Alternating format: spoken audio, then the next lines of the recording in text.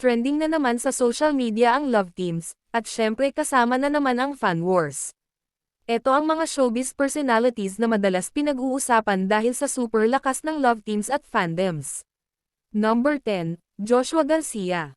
Kapag may bagong project o bagong kapartner, grabe agad ang debates kung sino ang bagay.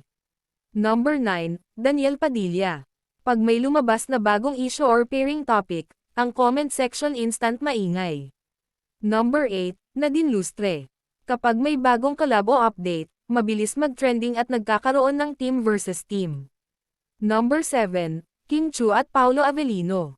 Maraming kinikilig, pero syempre may mga fans din na sobrang protective. Number 6, Francine Diaz at Seth Fedilan. Solid fandom, kaya kapag may ibang kapartner, may reactions agad. Number 5, Andrea Brillantes at Seth Fedilan. Kahit on and off ang pairing, active na active pa rin ang discussions online. Number 4, Barbie Forteza at David Licauco. Eto talaga, super viral. Lalo na pag may sweet clips, grabe ang hype. Number 3, Maris Racal at Anthony Jennings. Mabilis mag-trend sa TikTok at FB dahil sa kilig edits. Number 2, Donnie Pangilinan at Bel Mariano.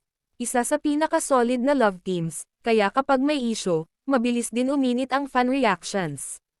At number 1, Catherine Bernardo at Alden Richards. Pag may sweet moment o collab hint, boom! Trending agad, ang daming theories, ang daming team opinions. Pero real talk ha, kilig lang dapat, wag toxic.